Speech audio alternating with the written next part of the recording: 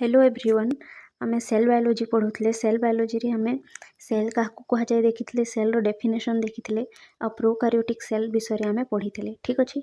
तापरे आज हमें पढ़िबा यूकार्योटिक सेल विषय रे ठीक अछि। तो यूकार्योटिक सेल रो प्रथमे हमें चित्रटा देखिबा ठीक अछि। देखो एइडा होछि यूकार्योटिक सेल रो चित्र ठीक अछि। एइडा तो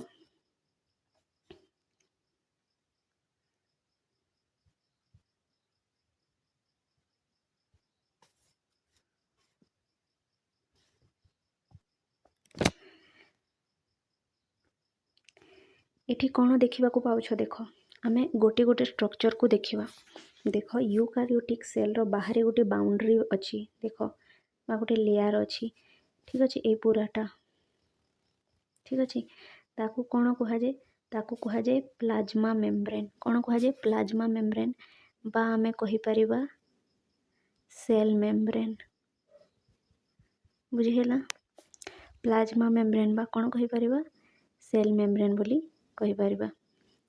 तापर आउ कौन स्ट्रक्चर अच्छी देख देख ये डट भाया स्ट्रक्चर गोटे अच्छी ठीक अच्छे यहाँ ये डट भाया स्ट्रक्चर ये डट भाया स्ट्रक्चर को कौन कह जाए राइबोसोम बोली कह जाए ठीक अच्छे। आउ कौन स्ट्रक्चर अच्छी देख ये स्ट्रक्चर को देख ये स्ट्रक्चर को देख एमिति फ्लैटेंड शेक भाया स्ट्रक्चर अच्छी ठीक अच्छे ये भी अच्छी देख ये स्ट्रक्चर को कौन कह जाए गोल्गी आपाराटस बोली कह जाए कौन कह जाए गोल्गी आपाराटस बुझीपार कौन कह जाए गोल्गी आपाराटस बुझीपार। तापर ए देख ए सेल रो चारिआडे येलो कलर रो सब्सटेंस गोटे फिल होकर रही ना ना देखुछ येलो कलर भाया देखा जाउछि एटा गोटे फ्लूइड स्ट्रक्चर थाए फ्लूइड स्ट्रक्चर माने टिके लिक्विड बा फ्लूइड कहि परिबा लिक्विड तो कहि परिबानी माने गोटे अर्ध तरल पदार्थ थाए ठीक अछि जहा कि पूरा सेल रे बिछेई हेकी रही थाए ठीक अछि। ताकू कोन कहा जाए ताकू साइटोप्लाज्म बोली कहा जाए कौन कहा जाए साइटो से फ्लूइड लाइक स्ट्रक्चर जोटा कि पूरा सेल रे थाए ताकू कोन कहा जाए साइटोप्लाज्म बोली कहा जाए बा साइटोप्लाज्म न कहि कि साइटोसोल भी कहा जाए बुझाला। तापर नेक्स्ट स्ट्रक्चर आमे देखिबा कौन अच्छी देख ए ग्रीन कलर स्ट्रक्चर दो देखुछ मझी रे ठीक अच्छे ताकू कौन कहा जाए ताकू न्यूक्लियस बोली कहा जाए कौन कहा जाए सॉरी एटा नुहे वेट हाँ ए ग्रीन कलर जो स्ट्रक्चर अच्छी ताकू कौन कहा जाए देख ताकू कौन कहा जाए न्यूक्लियस कहा जाए कौन न्यूक्लियस देख आमे जेते बेले प्रोकार्योटिक सेल पढ़ुथिले प्रोकार्योटिक सेल रे न्यूक्लियस न थिला किंतु देख यूकार्योटिक सेल रे न्यूक्लियस प्रेजेंट अच्छी बुझिपारिल। तापर ये न्यूक्लियस रो भितर गोटे स्ट्रक्चर अच्छी देख स्काई कलर रो छोटटा ठीक अच्छे मु चित्र को बड़ करके देखौछि ताकू कौन कहा जाए ताकू न्यूक्लियोलस कहा जाए कौन कहा जाए न्यूक्लियोलस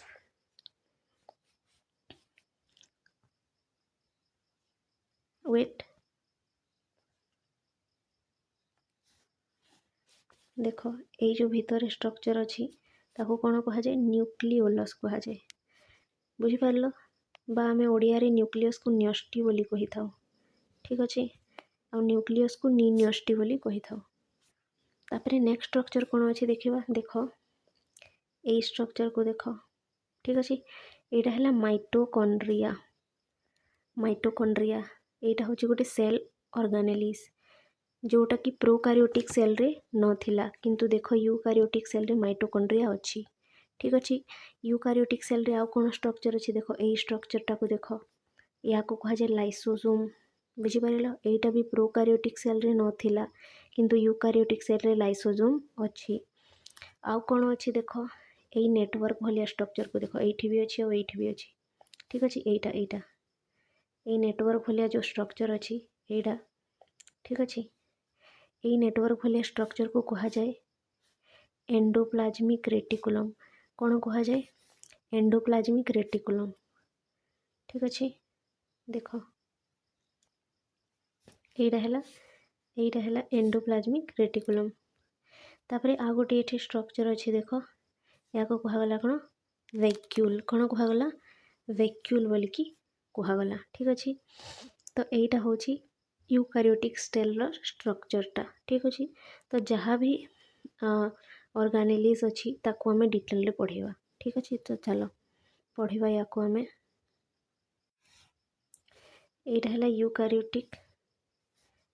ୟୁକାରିଓଟିକ୍ ସେଲ୍ର ଫୁଲ୍ ଷ୍ଟ୍ରକ୍ଚରଟା। ତାପରେ ଆମେ ୟୁକାରିଓଟିକ୍ ସେଲ୍କୁ ଡିଟେଲରେ ପଢ଼ିବା। ଠିକ୍ ଅଛି।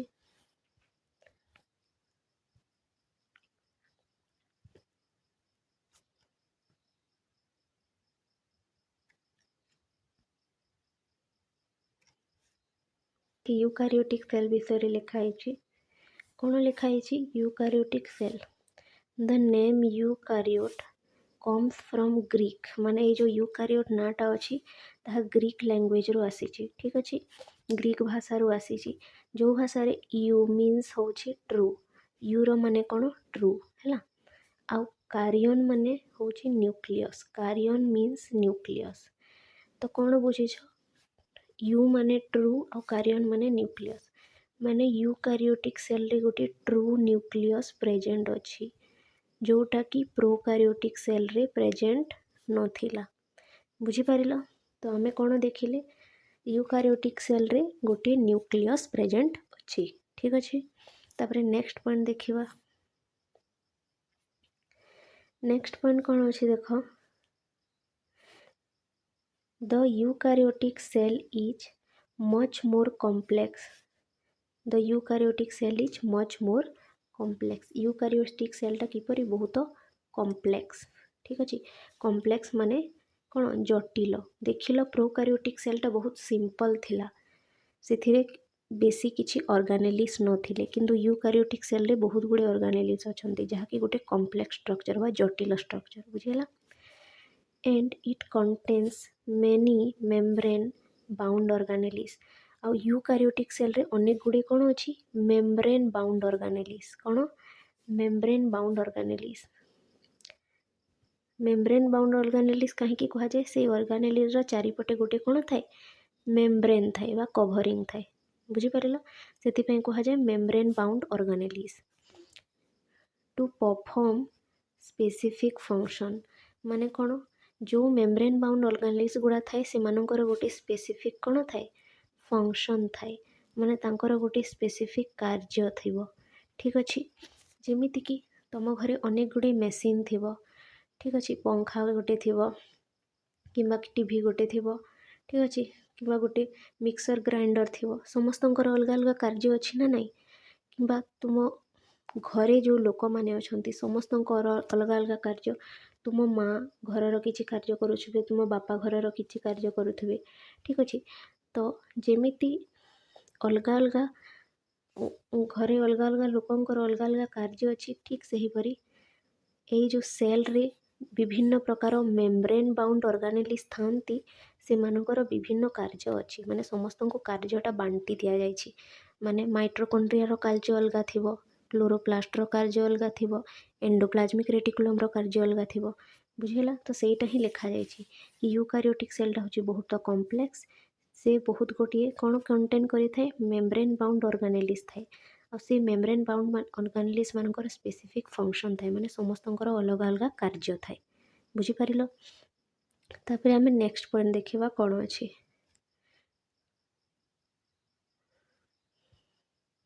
ଦେଖ, ତାପରେ ଆମେ ଦେଖିବା କି ୟୁକାରିଓଟିକ୍ ସେଲ୍ରେ ନ୍ୟୁକ୍ଲିୟସ୍ ଥାଏ ନା ନାହିଁ। ଠିକ୍ ଅଛି। ଫାଷ୍ଟ ପଏଣ୍ଟ ଆମେ ଦେଖିବା। ଏଇଟା ତ ଉପରେ ପଢ଼ିଲେ ୟୁକାରିଓଟିକ୍ ସେଲ୍ ବିଷୟରେ କିଛି ଜାଣିଲେ, କିନ୍ତୁ ଏବେ ପଢ଼ିବା ୟୁକାରିଓଟିକ୍ ସେଲ୍ରେ କ'ଣ କ'ଣ ଥାଏ। ଠିକ୍ ଅଛି। ଦେଖ, ଫାଷ୍ଟ ଅଛି ନ୍ୟୁକ୍ଲିୟସ୍ ହେଲା। କ'ଣ ଲେଖା ହେଇଛି? It contain a nucleus isolated from cytosol. ମାନେ ୟୁକାରିଓଟିକ୍ ସେଲ୍ରେ ଗୋଟେ କ'ଣ ଥାଏ? ନ୍ୟୁକ୍ଲିୟସ୍ ଥାଏ, ଯେଉଁଟାକି ସାଇଟୋସଲ୍ରୁ ଆଇସୋଲେଟେଡ୍ ହେଇକରି ଥାଏ। ମାନେ ସାଇଟୋସେଲ୍ରୁ ଅଲଗା ଥାଏ। ବୁଝିପାରିଲ? ଦେଖ, ଯେମିତିକି ଏଇଟା ଧର ମନେକର ହେଲା ଗୋଟିଏ ସେଲ୍। ଠିକ୍ ଅଛି। ଆଉ ସେଲ୍ରେ ଯେଉଁ ଚାରିଆଡ଼ ପଟେ ଗୋଟେ ଫ୍ଲୁଇଡ଼ ଭଳିଆ ଷ୍ଟ୍ରକ୍ଚର ଥାଏ, ତାକୁ କ'ଣ କୁହାଯାଏ? ତାକୁ କୁହାଯାଏ କ'ଣ? ସାଇଟୋସଲ୍ କୁହାଯାଏ ବା ସାଇଟୋପ୍ଲାଜମ୍ କୁହାଯାଏ। ବୁଝିପାରିଲ? ସାଇଟୋସଲ୍ ବା ସାଇଟୋପ୍ଲାଜମ୍ ବୋଲିକରି କୁହାଯାଏ। ଆଉ ଭିତରେ କ'ଣ ଥାଏ? ଭିତରେ ଥାଏ ଯେ ଗୋଟେ ଷ୍ଟ୍ରକ୍ଚର, ତାକୁ କ'ଣ କୁହାଯାଏ? ତାକୁ କୁହାଯାଏ ନ୍ୟୁକ୍ଲିୟସ୍। ତାକୁ କ'ଣ କୁହାଯାଏ? ନ୍ୟୁକ୍ଲିୟସ୍। ଏମିତି ଥାଏ। बुझीगला यही पूराटा होगला सेल सेल रे जो फ्लूइड स्ट्रक्चर अच्छी बाहर ताको कहा जाए साइटोसेल आ एटा है कौन न्यूक्लियस तो सहीटा ही लिखा जाउछि कि eukaryotic cell contain a nucleus which is isolated from cytosol जोटा कि साइटोसेल रो कौन थाए अलग होकर थाए बुझीगला एटा साइटोसेल आ एटा होछि न्यूक्लियस बुझीगला तापर नेक्स्ट देखिबा कौन अच्छी and enclosed in a well defined double membrane माने कौन बुझुछ एटा तो है सेल ठीक अच्छे सेल भितर कौन अच्छी सेल भितर कौन अच्छी सेल भितर अच्छी एटा न्यूक्लियस तो से न्यूक्लियसटा enclosed in a well defined double membrane माने न्यूक्लियस रो चारिपटे गोटे कौन थाए double membrane this nucleus is enclosed by double membrane माने न्यूक्लियस रो चारिपटे गोटे कौन थाए डबल मेम्ब्रेन माने दुईटा मेम्ब्रेन थाए बुझी पारिलो एटा रुह एटा जदि गोटे न्यूक्लियस है न्यूक्लियस चारिपटे कौन थाए एमिति दुईटा मेम्ब्रेन थाए बुझी पारिलो तो चलो नेक्स्ट पॉइंट देखिबा कौन पढ़िलो एठी यूकारियोटिक सेल रे गोटे न्यूक्लियस थाए से न्यूक्लियसटा साइटोसेल ठारू अलग होकर थाए आ से न्यूक्लियस चारिपटे गोटे डबल मेम्ब्रेन थाए माने डबल लेयर मेम्ब्रेन थाए बुझी पारिलो तापर नेक्स्ट पॉइंट देखिबा नेक्स्ट पॉइंट कौन अछि देखो genetic material in eukaryotic cell is a linear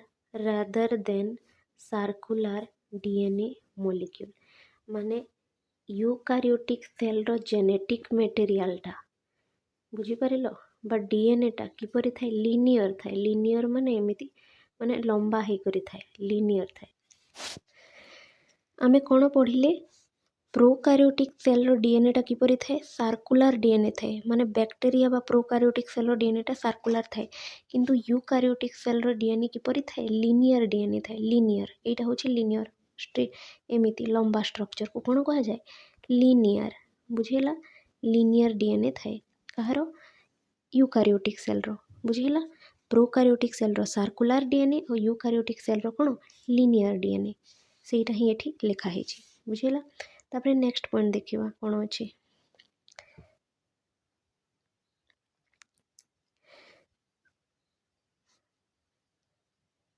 तापर आमे ऑर्गेनेलिस देखिबा ठीक अछि कि कौन कौन ऑर्गेनेलिस अछि यूकारियोटिक सेल रे ठीक अछि देखो एठी कौन लिखा हेछि eukaryotic cell comprise a variety of cell organelles माने यूकारियोटिक सेल रे वेराइटी ऑफ सेल ऑर्गेनेलिस थाए अनेक गुड़िए सेल ऑर्गेनेलिस थाए बुझीगला जहाँ को कि आमे मेम्ब्रेन बाउंड ऑर्गेनेलिस भी कहि परिबा मेम्ब्रेन बाउंड ऑर्गेनेलिस कहीं से ऑर्गेनेलिस रो चारिपटे गोटे मेम्ब्रेन थाए बा बाउंड्री थाए बुझीगला सेति सेल ऑर्गेनेलिस को आउ कौन कहा जाए मेम्ब्रेन बाउंड ऑर्गेनेलिस बोली मध्य कहा जाए बुझी पारिलो तापर नेक्स्ट पॉइंट कौन अच्छे देखो these organelles perform specific function माने जो ऑर्गेनेलिस गुड़ाक थाए सेल भितरे यूकारियोटिक सेल भितरे से माने स्पेसिफिक फंक्शन परफॉर्म करती माने प्रत्येक ऑर्गेनेलिस मानकर स्पेसिफिक कार्य थाए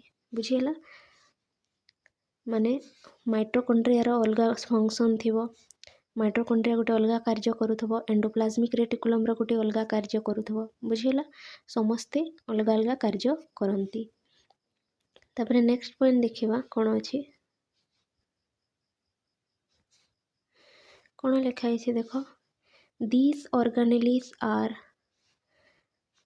mitochondria chloroplast endoplasmic reticulum vacuole Golgi apparatus lysosome etcetera बुझेला कौन कौन सेल ऑर्गेनेलिस अच्छी यूकारियोटिक सेल रे माइटोकॉन्ड्रिया ठीक अच्छे तापर क्लोरोप्लास्ट प्लांट सेल रे थाए किंतु एनिमल सेल रे न थाए बुझेला देख प्लांट सेलटा भी होछि यूकारियोटिक सेल और एनिमल सेलटा भी होछि यूकारियोटिक सेल किंतु प्लांट सेल रे क्लोरोप्लास्ट थाए और एनिमल सेल रे क्लोरोप्लास्ट न थाए बुझेला तापर एंडोप्लाज्मिक रेटिकुलम बोली गोटे स्ट्रक्चर थाए वैक्यूल थाए गोल्गी apparatus थाए और लाइसोसोम थाए तो यही सब सेल ऑर्गेनेलिस विषय आम डिटेल रे पढ़िबा और कहार कौन फंक्शन अच्छी सेटा भी पढ़िबा ठीक अच्छे चलो देखिबा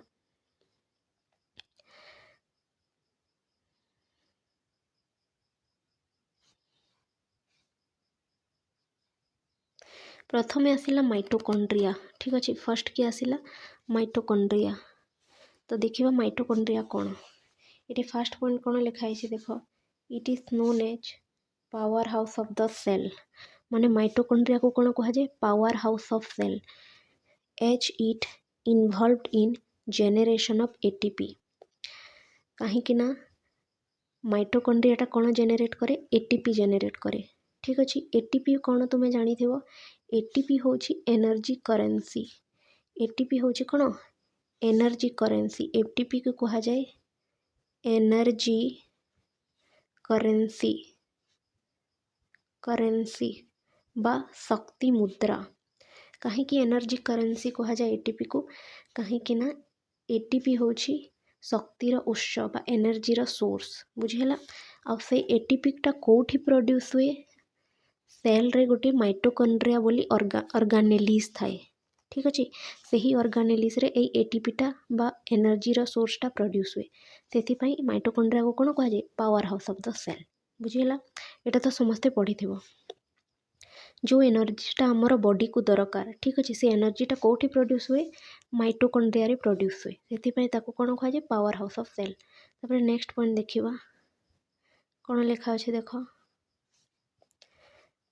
mitochondria is double layer membrane bound organelles. माइटोकॉन्ड्रियाटा हूँ गोटे double membrane bound organelles. Double membrane bound organelles माने बाहरे गोटे मेम्ब्रेन थी, आउटर मेम्ब्रेन कह जाए, आ भितरे गोटे मेम्ब्रेन थी।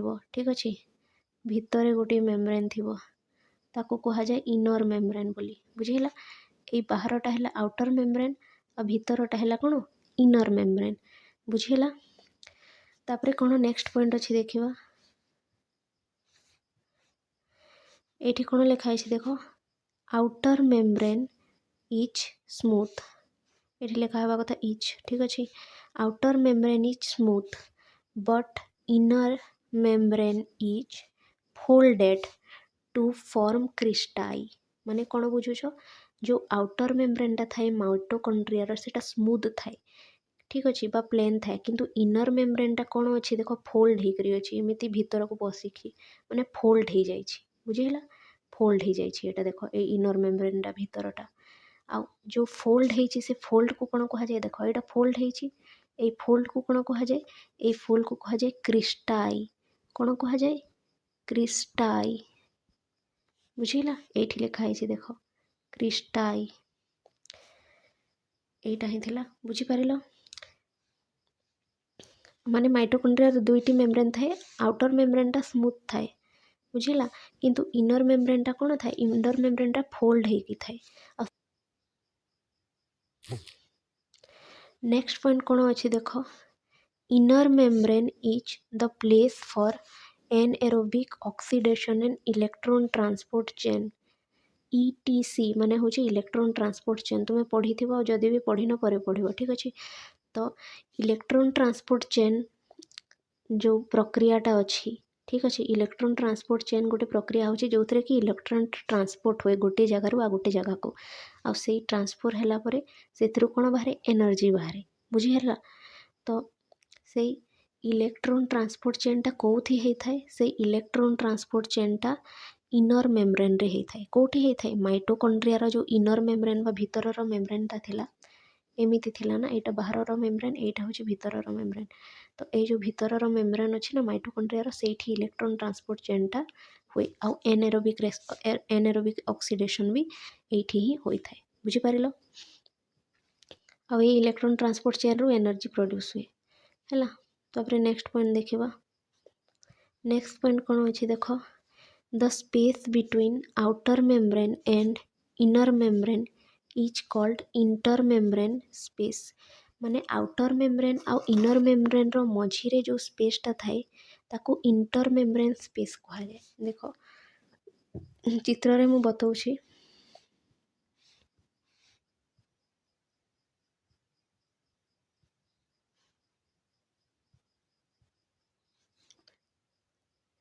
एटा है आउटर मेम्ब्रेन।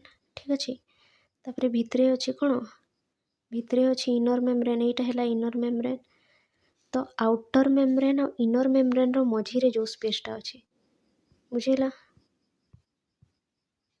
माने ए स्पेसटा आउटर मेम्ब्रेन और इनर मेम्ब्रेन मझे जो स्पेसटा अच्छी से स्पेस को कौन कह जाए से स्पेस को कह जाए इंटर मेम्ब्रेन स्पेस कौन कह जाए इंटर मेम्ब्रेन स्पेस माने ए स्पेसटा हूँ इंटर मेम्ब्रेन स्पेस बुझीगला। तापर नेक्स्ट पॉइंट देख नेक्स्ट पॉइंट कौन लिखाई the place inside the inner membrane is called matrix माने इनर मेम्ब्रेन रो भितर जो स्पेस थाए ताको कौन कह जाए matrix place inside the inner membrane देख आउ थे चित्र काटिबा एटा है आउटर मेम्ब्रेन भितर रही ए फोल्डेडटा कौन एटा हूँ इनर मेम्ब्रेन ठीक अच्छे। तो the place inside the inner membrane बुझेगा आउ थे काटिबा सॉरी एटा है आउटर मेम्ब्रेन एटा कौन एटा हूँ इनर मेम्ब्रेन तो ये कौन लिखाई the place inside inner membrane माने यहाँ हूँ इनर मेम्ब्रेन मझे जो स्पेस अच्छी से स्पेस को कौन कह जाए मैट्रिक्स बोली करी कह जाए कौन कह जाए यहीटा हूँ मैट्रिक्स यहीटा हूँ कौन मैट्रिक्स। तो ये कौन देख पूरा जदि आम देखा माने माइटोकॉन्ड्रियाटा हूँ डबल मेम्ब्रेन बाहर गोटे मेम्ब्रेन थाए ताको आउटर मेम्ब्रेन कह जाए ठीक अच्छे यहाँ है आउटर मेम्ब्रेन भितर गोटे मेम्ब्रेन थाए ताको कौन कह जाए भितर मेम्ब्रेन को कह जाए इनर मेम्ब्रेन बुझीगला। तापर आउटर मेम्ब्रेन और इनर मेम्ब्रेन मझे जो स्पेस थाए ताको कौन कह जाए यहाँ हूँ इंटर मेम्ब्रेन स्पेस बुझीगला आई स्पेसटा आ इनर मेम्ब्रेन भितर जो स्पेस थाए ताको कौन कह जाए मैट्रिक्स तो ये मझीटा हूँ कौन मैट्रिक्स बुझीपार। तापर माइटोकॉन्ड्रिया फंक्शन देखा कि माइटोकॉन्ड्रिया कौन कौन कार्य करे ठीक अच्छे।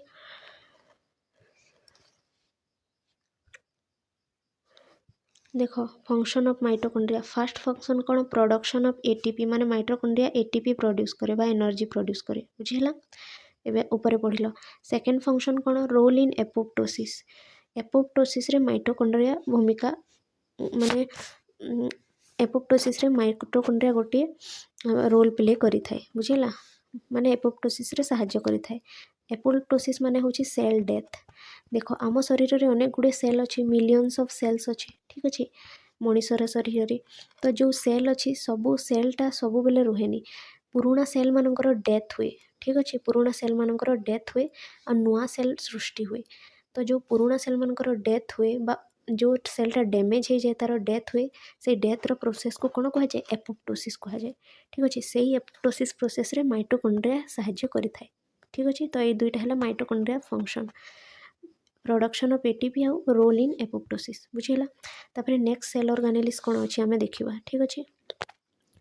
नेक्स्ट सेल ऑर्गेनिक जोटा अच्छी सेटा है क्लोरोप्लास्ट कौन क्लोरोप्लास्ट देख कौन कौन लिखाई देखा ये लिखाई देख क्लोरोप्लास्ट ठीक अच्छे chloroplast are found in plant and algae. तो क्लोरोप्लास्ट जो थाए कौटी थाए प्लांट सेल रे थाए माने प्रत्येक प्लांट रे कौन थाए क्लोरोप्लास्ट थाए आउ कौटी क्लोरोप्लास्ट थाए आल्गी रे ठीक अच्छे आल्गी विषय जानी आल्गी रे मध्य क्लोरोप्लास्ट थाए किंतु एनिमल रे क्लोरोप्लास्ट न थाए बुझीगला। नेक्स्ट पॉइंट देखा कौन अच्छी it is A double membrane organelles माने माइटोकॉन्ड्रिया रो ऑर्गेनेलिसटा किपरि थाए माने सॉरी क्लोरोप्लास्टटा किपरि थाए डबल मेम्ब्रेन ऑर्गेनेलिस थाए जेपति माइटोकॉन्ड्रिया देखिल माइटोकॉन्ड्रियाटा डबल मेम्ब्रेन थिला आउटर मेम्ब्रेन और इनर मेम्ब्रेन से हीपरि क्लोरोप्लास्टर भी कौन थाए गोटे आउटर मेम्ब्रेन थिबो आ गोटे कौन थिबो इनर मेम्ब्रेन थिबो बुझीगला। ये लिखाई देख outer membrane and inner membrane ठीक अच्छे। तापर नेक्स्ट पॉइंट देखा कौन अच्छे देख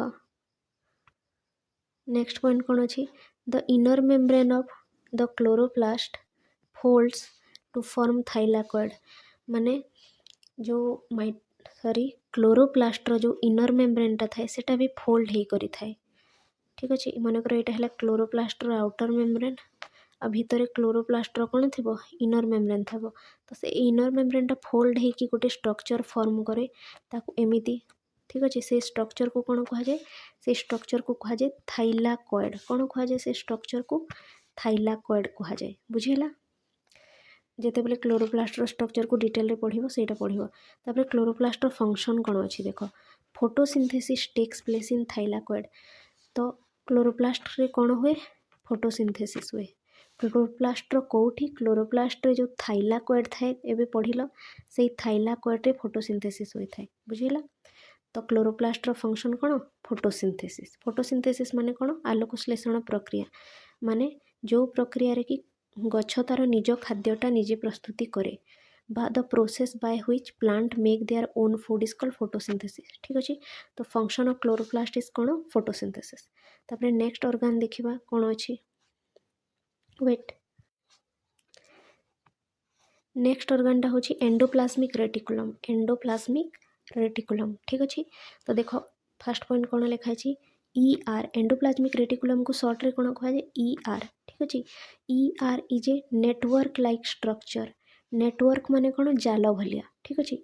network like structure that start from nuclear membrane जोटा कि न्यूक्लियर मेम्ब्रेन रू स्टार्ट होता है ठीक अच्छे and spread throughout the cytosol आ पूरा साइटोसोल रे स्प्रेड होके थाए माने बिछई होके जाल भलिया बिछई होके थाए बुझिपार चित्र रे देखिबा चलो देख एई जो स्ट्रक्चरटा देखुछ एटा हूँ एंडोप्लाज्मिक रेटिकुलम कौन कह जाए ताको एंडोप्लाज्मिक रेटिकुलम। तो आम कौन पढ़िले एंडोप्लाज्मिक रेटिकुलमटा गोटे नेटवर्क भलिया स्ट्रक्चर देख नेटवर्क भलिया जाल भलिया अच्छी ना ये स्ट्रक्चरटा। तापर आउ कौन पढ़िले it start from nuclear membrane एटा हूँ न्यूक्लियस चारिपटे कौन अच्छी न्यूक्लियर मेम्ब्रेन अच्छी। तो यही एंडोप्लाज्मिक रेटिकुलमटा कौटू स्टार्ट होती देख न्यूक्लियर मेम्ब्रेन रू स्टार्ट होती देखुछ ना न्यूक्लियर मेम्ब्रेन रू स्टार्ट होती it start from nuclear membrane and spread throughout the nucleus spread throughout the cytosol आ पूरा साइटोसोल रे स्प्रेड होके स्प्रेड होके माने बिछई होके अच्छी बुझिपार। तो सहीटा ही पढ़िले आम कि एंडोप्लाज्मिक रेटिकुलमटा गोटे नेटवर्क बा जाल भलिया स्ट्रक्चर और यहाँ न्यूक्लियर मेम्ब्रेन रू स्टार्ट होकी पूरा साइटोसोल बा साइटोप्लाज्म रे एमिति बिछई होकी थाए एमिति बुझिपार। देख बिछई होकी अच्छी ना नाई सेटा ही। तापर नेक्स्ट पॉइंट देखिबा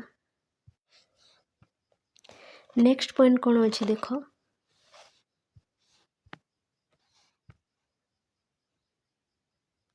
नेक्स्ट पॉइंट कौन अच्छी देख there are two different types of ER माने दुई प्रकार ईआर थांती बा एंडोप्लाज्मिक रेटिकुलमटा दुई प्रकार थांती कौन कौन फार्स्टटा होची रफ ईआर माने रफ एंडोप्लाज्मिक रेटिकुलम और सेकेंडटा होची स्मूथ ईआर माने स्मूथ एंडोप्लाज्मिक रेटिकुलम बुझेला। तो एंडोप्लाज्मिक रेटिकुलम दुई प्रकार गोटे हूँ रफ एंडोप्लाज्मिक रेटिकुलम आ गोटे हूँ स्मूथ एंडोप्लाज्मिक रेटिकुलम ठीक अच्छे।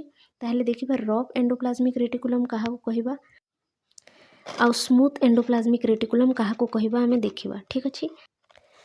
RER बा rough endoplasmic reticulum has ribosome माने रफ एंडोप्लाज्मिक रेटिकुलम रो कौन थाए राइबोसोम थाए एंड SER बा कहि परिबा आमे smooth endoplasmic reticulum is devoid of ribosome माने राइबोसोम न थाए बुझिपार बा लैक ऑफ राइबोसोम बा कहि परिबो कि smooth endoplasmic reticulum has no ribosome बुझिपार। तो कौन बुझिल एठी रफ एंडोप्लाज्मिक रेटिकुलम रे राइबोसोम थाए आ स्मूथ एंडोप्लाज्मिक रेटिकुलम रे राइबोसोम न थाए चित्र रे आमे ताकू देखिबा ठीक अछि।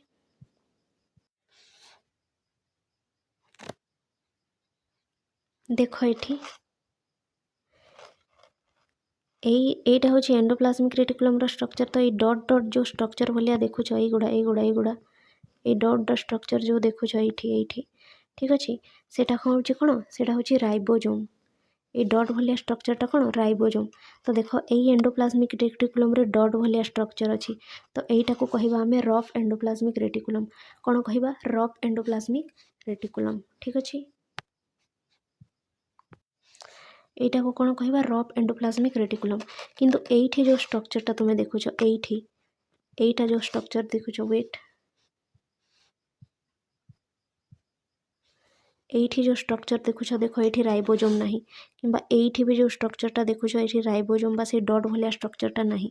तो एई स्ट्रक्चर को कौन कहबा आमे स्मूथ एंडोप्लाज्मिक रेटिकुलम बा SER कहीं ना ये राइबोजोम नहीं से स्मूथ एंडोप्लाज्मिक रेटिकुलम आई वाला स्ट्रक्चर जेहेतु राइबोजोम अच्छी तो ताको आमे कौन कहवा रफ एंडोप्लाज्मिक रेटिकुलम बा RER बुझीला।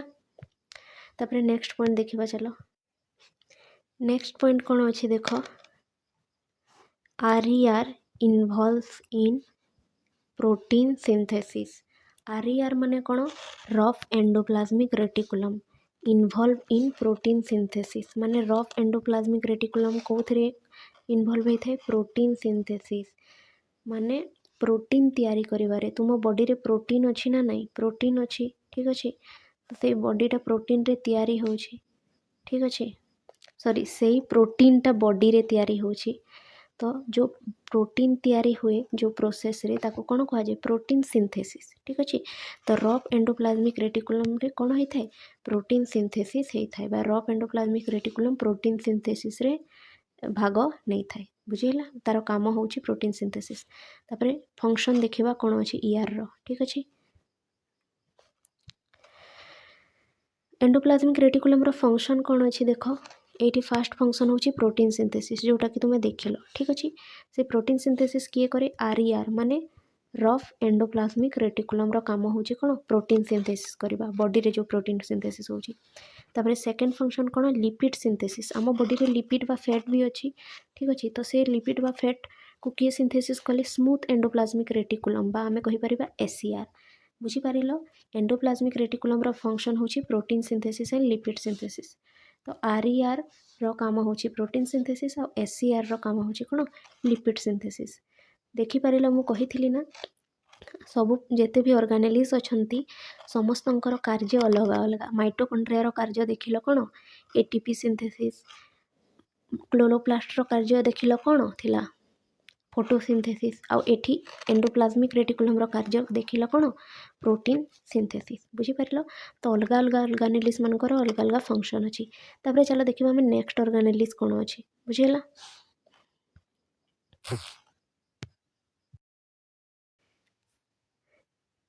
तापर आमे देखिबा नेक्स्ट सेल ऑर्गेनेलिज कौन थाए ठीक अच्छे तो देख ये कौन लिखाई गल्गी बॉडी नेक्स्ट सेल ऑर्गेनेलिज कौन थाए गल्गी बॉडी ठीक अच्छे देख ये कौन लिखाई it is made of flattened disc like structure arrange in stack ठीक अच्छे तो ये गल्गी बॉडीटा किपरि थाए फ्लैटेंड डिस्क लाइक स्ट्रक्चर थाए माने एमिति फ्लैट फ्लैट डिस्क भलिया स्ट्रक्चर गुड़ाक थो ठीक अच्छे जोटा कि अरेंज्ड इन स्टैक माने एमिति गोटे थाक भलिया अरेंज होकी थाए बुझेगा एमिति थाक भलिया अरेंज होकी थाए या को कौन कह जाए गल्गी बॉडी बोली कह जाए देख एमिति ठीक अच्छे एमिति स्ट्रक्चर थी it is made of a flattened disc like structure arrange in stack या को कह जाए गल्गी बॉडी ठीक अच्छे देखिए सेल रे थी यहाँ ठीक अच्छे यूकारियोटिक सेल रे प्रोकारियोटिक सेल रे नथिबो तो कौटी थाए गल्गी बॉडी यूकारियोटिक सेल रे तापर नेक्स्ट पॉइंट देखिबा कौन लिखाई देख it has a cis face and a trans face माने गल्गी बॉडी रा दुईटा फेस थाए गोटे को सिस फेस कह जाए गोटे को ट्रांस फेस कह जाए माने गोटे थी कौन सिस फेस गोटे फेस को तार कह जाए सिस फेस आ गोटे फेस थी ताको कौन कह जाए ट्रांस फेस कह जाए तो देखिए सिस फेस क्या कह जाए और ट्रांस फेस क्या कह जाए बुझीपार यहाँ जदि गल्गी बॉडी है यहाँ जदि गल्गी बॉडी है तार गोटे पाखक कह सिस फेस और अन्य पाखक कह कौन ट्रांस फेस तो देखिबो सर्च करिकी ठीक अच्छे मुझे बतेबी तापर नेक्स्ट पॉइंट आम देखा नेक्स्ट पॉइंट कौन अच्छे देख फास्ट ऑब्जर्व बाय कामिलो गल्गी आन इटालियन बायोलॉजिस्ट तो ये जो गल्गी बॉडी स्ट्रक्चर को फास्ट किए ऑब्जर्व करते कामिलो गल्गी जे कि होचंती जड़े इटालियन बायोलॉजिस्ट इटालीर जड़े बायोलॉजिस्ट जहाँ ना हो कामिलो गल्गी से प्रथम ही गल्गी बॉडी को ऑब्जर्व करते देखी से स्ट्रक्चर ना दिया कौन गल्गी बॉडी कहार ना अनुसार ये जो कामिलो गल्गी अच्छा ना अनुसार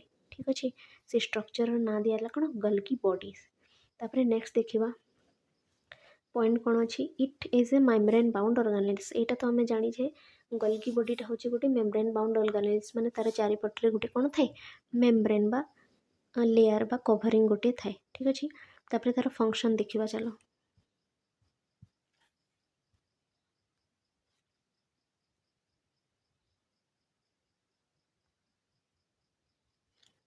देख तार फंक्शन कौन अच्छी Golgi body protein shirting, protein modification and proteolysis. Protein shirting माने कौन बुझुछ देख प्रोटीन तैयारी हैला आमर प्रोटीनटा तैयारी हैला कोठी प्रोटीनटा तैयारी हैला एंडोप्लाज्मिक रेटिकुलम रे मु कहिथिली रफ एंडोप्लाज्मिक रेटिकुलम रे प्रोटीन तैयारी हुए किंतु जेतेबेले प्रोटीनटा तैयारी हुए सेटा पूरा कंप्लीट हेई न थाए कंप्लीटली तैयारी हेई न थाए सेई प्रोटीन जो को कौन कहुए ताकू पुणी मोडिफाए करा जाए मोडिफाए माने ताकू टिके चेंज करा जाए ठीक अच्छे ताकू आउ टिके सजेई दिया जाए ठीक अच्छे आउ किछि से चेंज कर दिया जाए ताकू कहा जाए प्रोटीन सर्टिंग आ प्रोटीन मोडिफिकेशन बुझिपार तो प्रोटीन सर्टिंग और प्रोटीन मोडिफिकेशन रो कार्यटा कहार एटा होता है गोल्गी बॉडी रे बुझिपार प्रोटीनटा तैयारी हुए रफ एंडोप्लाज्मिक रेटिकुलम रे किंतु प्रोटीन रो मोडिफिकेशनटा कोठी होता है गोल्गी बॉडी रे होता है जेमिति कि तुमे गोटे ड्रेस जेतेबेले तैयारी कर प्रायतः देखिबो जदि किछि ड्रेस तैयारी करूछ एमिति तो गोटे प्रोसेस रे तैयारी हुए ना ड्रेसटा जमीक गोटे बढ़ियाटे ड्रेस तैयारी करार अच्छी मनकर तो मनकर तुमको गोटे बढ़ियाटे ड्रेस तैयारी करार अच्छी ठीक अच्छे बहुत शानदार ड्रेस तैयारी करार अच्छी तो जिते बेले तुम्हें से ड्रेसटा तैयारी कर से ड्रेसटा अनेक प्रोसेस रे तैयारी होता है ठीक अच्छे मनकर बहुत गोटे बड़ सेलिब्रिटी गोटे ड्रेस तैयारी कराहोची तो कौन कर गोटे लोक थी जे कि से ड्रेस को सिलाई कर ठीक अच्छे स्टिच कर तापरे से ड्रेस रे अनेक गुड़े कारुकार्य करने को पड़ो स्टोन लगेवा को पड़ो ठीक अच्छे बा किसी चमकीला पदार्थ लगेवा को पड़ो ठीक अच्छे तो से कामटा आउ जड़े कर बुझेगा ड्रेसटा को सिलेब आउ जड़े और ड्रेस रे ताको डिजाइन कर आउ जड़े ठीक अच्छे अनेक गुड़े प्रोसेस होता है ना तो ठीक से ही परी जेतेबेले प्रोटीन को तैयारी करने कार्य कहवा सेतेबेले सेटा किए करिथे आरईआर बा रफ एंडोप्लाज्मिक रेटिकुलम करिथे किंतु से प्रोटीन को सजेइबार कार्यटा किए करिथे बा प्रोटीन को मॉडिफाई करिवार कार्यटा किए करिथे गोल्गी बॉडी करिथे किए करिथे गोल्गी बॉडी बुझी पारिलो तापरे नेक्स्ट देखिबा हमें आउ कौन करिथे गोल्गी बॉडी प्रोटीन रो सर्टिंग और मॉडिफिकेशन तो करिथे किंतु प्रोटियोलाइसिस भी करिथे प्रोटियोलाइसिस माने प्रोटीन को भांगीबा काम भी किए करिथे गोल्गी बॉडी करिथे ठीक अच्छे तापर आम नेक्स्ट सेल ऑर्गेनाइलिस कौन अच्छी देखा नेक्स्ट सेल ऑर्गेनाइलिस कौन अच्छी देख लाइसोसोम ये देख आ गोटे सेल ऑर्गेनाइलिस विषय पढ़ा लाइसोसोम ये lysosome it is discovered by D डूब नामक जड़े वैज्ञानिक लाइसोसोम को डिस्कवर करते बुझेगा तापर नेक्स्ट पॉइंट कौन अच्छे देख lysosome are membrane bound organelles माने लाइसोसोमटा भी हूँ गोटे मेम्ब्रेन बाउंड ऑर्गेनाइलिस जोटा कि यूकारियोटिक सेल भितर थाए बुझेगा मेम्ब्रेन बाउंड सेल ऑर्गेनाइलिस माने ता चारिआडे गोटे कौन थी मेम्ब्रेन थी लेयर थी बुझेगा तापर नेक्स्ट पॉइंट देखा कौन they are popularly known as suicidal bags due to their role in autophagy ठीक अच्छे तो ये लाइसोसोम को कौन कह जाए ये लाइसोसोम जो होची ताको कौन कह जाए सुइसाइडल बेक ठीक अच्छे ताको कौन कह जाए सुइसाइडल बेक तापर नेक्स्ट पॉइंट देखिबा देखो lysosome lumen is extremely acidic and contain catalytic enzyme कौन कही बुझा चलो देख एटा मन कर गोटे लाइसोसोम है ठीक अच्छे ये गोटे मेम्ब्रेन बाउंड ऑर्गेनाइलिस तार गोटे मेम्ब्रेन थी ये लाइसोसोम ल्यूमेन माने एटा होची लाइसोसोम ल्यूमेन ए भितरटा ये लाइसोसोम ल्यूमेनटा होची एक्सट्रीमली एसिडिक माने एठी अनेक गुडे एसिड थाए बुझेला आ कौन थाए कैटालाइटिक एंजाइम थाए किछि एंजाइम मध्य थाए ठीक अछि तो यही कैटालाइटिक एंजाइम और एसिडिक एनवायरनमेंट कौन करे सेल को डिस्ट्रॉय करे कौन कर दिए सेल को डिस्ट्रॉय कर दिए ठीक अच्छे से कि जो भी पाथोजेन जदि पाथोजेन माने को बैक्टेरिया है एमती सब जिनिस जदि सेल भीतर को प्रवेश करेंगे ना ताकू भी डिस्ट्रॉय कर दिए से कौन कहुए सुइसाइडल बैग कहुए सुइसाइडल बैग बुझीपार तापर आम नेक्स्ट पॉइंट तार फंक्शन देखा चलो कौन फंक्शन अच्छे देख lysosome degradation of indigested food material माने जो फूड मटेरियलटा सेल भीतर को प्रवेश करिवो बा सेल भीतर को एंटर करिवो ताकू कौन कर दिए डिग्रेड कर दिए माने डिस्ट्रॉय कर दिए बा भांगी दिए तापर नेक्स्ट पॉइंट देख डिग्रेडेशन ऑफ पाथोजेनिक बैक्टेरिया माने जो बैक्टेरियाटा रोग कराए। ठीक अच्छे तो किसी पाथोजेनिक बैक्टेरिया जदि सेल भीतर को एंटर करिवो से बैक्टेरिया को भी कौन कर दिए ये लाइसोजोमटा डिस्ट्रॉय कर दिए बा से बैक्टेरिया को मारी दिए बुझेगा। तापर 3 नंबर पॉइंट कौन अच्छे देख डिग्रेडेशन ऑफ ओल्ड प्रोटीन माने जो प्रोटीन गुड़ाक पुराणा हो जाइथिबो बा जो प्रोटीन गुड़ाक डैमेज हो जाइथिबो से ओल्ड प्रोटीन को कौन कर दिए ये डिस्ट्रॉय बा डिग्रेडेशन कर दिए। तो देख यही लाइसोजोम काम होची भांगिबा माने डिग्रेडेशन करवा बा डिस्ट्रॉय करवा से लाइसोजोम को कौन कहुए सुइसाइडल बैग बुझीपार। तो आम अनेक गुड़े ऑर्गेनेलिस पढ़िले ये ठीक अच्छे यूकारियोटिक सेल रे कैरेक्टरिस्टिक्स आ कौन कौन ऑर्गेनेलिस अच्छे ताकू आम डिटेल रे पढ़िले तापरे आम ताकू पुणी थरे रिवाइज करदेवा। देख यहाँ हूँ यूकारियोटिक सेल रो स्ट्रक्चर। तो आम कौन कौन पढ़िले यूकारियोटिक सेल रो बाहर कौन थाए यूकारियोटिक सेल रो बाहर गोटे प्लाज्मा मेम्ब्रेन बा सेल मेम्ब्रेन थाए ठीक अच्छे जोटा कि ए सेल को प्रोटेक्ट करे। तापरे आउ कौन पढ़िल राइबोजोम थाए यूकारियोटिक सेल रे आम पढ़ी प्रोकारियोटिक सेल रो 70S राइबोजोम थिला किंतु यूकारियोटिक सेल रो को प्रकार राइबोजोम थाए 80S राइबोजोम बुझीगला। यूकारियोटिक सेल रे 80S राइबोजोम थाए। तापरे आम गोल्गी आपाराटस विषय पढ़िले ठीक अच्छे स्टेक लाइक स्ट्रक्चर थाए जहाँ कि कैमिलो गोल्गी फास्ट ऑब्जर्व करथिले। साइटोप्लाज्म लिक्विड भलिया स्ट्रक्चर जोटा स्प्रेड होगी थाए पूरा सेल रे ताको कौन कहा जाए साइटोप्लाज्म। यूकारियोटिक सेल रे गोटे न्यूक्लियस थाए न्यूक्लियस रो भितर न्यूक्लिओलस थाए बुझेला। तापरे एटा होची mitochondria double layer structure with outer membrane and inner membrane. Mitochondria produce ATP that's why it is called कौन power house of the cell बुझेला। तापरे लाइसोजोम भितर पढ़िल लाइसोजोम भितर कौन थाए एसिड थाए आउ कैटालिटिक एंजाइम थाए जहाँकि डिस्ट्रॉय कर दिए पाथोजेन को बैक्टेरिया को सेल को भी डिस्ट्रॉय कर दिए से लाइसोजोम को कौन कहा जाए सुइसाइडल बैग कहा जाए। तापर एंडोप्लाज्मिक रेटिकुलम विषय पढ़िल rough endoplasmic reticulum and smooth endoplasmic reticulum जोठी प्रोटीन थाए ताको रफ एंडोप्लाज्मिक रेटिकुलम सॉरी जोठी राइबोजोम थाए ताको रफ एंडोप्लाज्मिक रेटिकुलम कहा जाए और जो राइबोजोम न थाए ताको स्मूथ एंडोप्लाज्मिक रेटिकुलम कहा जाए ठीक अच्छे। वेट आउ कौन पढ़िल आउ एंडोप्लाज्मिक रेटिकुलम रो काम कौन प्रोटीन सिंथेसिस बोली पढ़िल ठीक अच्छे। एठी मु क्लोरोप्लास्ट स्ट्रक्चरटा देखेनी ठीक अच्छे क्लोरोप्लास्ट स्ट्रक्चर ठीक अच्छे प्लांट सेल रे क्लोरोप्लास्ट थाए आ क्लोरोप्लास्ट कौन हुए फोटोसिंथेसिस हुए ठीक अच्छे। तो यहीटा थिला पूरा कौन तुमर यूकारियोटिक सेल रो स्ट्रक्चर यूकारियोटिक सेल रो स्ट्रक्चर बुझेला कौन कौन ऑर्गेनेलिस थाए तार कैरेक्टरिस्टिक्स कौन आम ताकू बढ़िले। प्लांट सेलटा हूँ गोटे यूकारियोटिक सेल एनिमल सेलटा भी हूँ गोटे यूकारियोटिक सेल माने आमर ह्यूमन सेलटा भी गोटे कि प्रकार सेल ह्यूमन सेल भी हूँ कौन यूकारियोटिक सेल आउ एनिमल प्लांट ठीक अच्छे जेकोसी भी एनिमल धर कि प्लांट मानक भी धर एमाने समस्ते कि प्रकार सेल रे तैयारी तांको शरीरटा यूकारियोटिक सेल बुझीपार। प्रोकारियोटिक सेल आम पढ़ी से बहुत सिंपल थिला किंतु यूकारियोटिक सेलटा कौन अच्छे बहुत कॉम्प्लेक्स अच्छे यही सब सेल ऑर्गेनेलिस एठी अछंती ठीक अच्छे। एटा थिला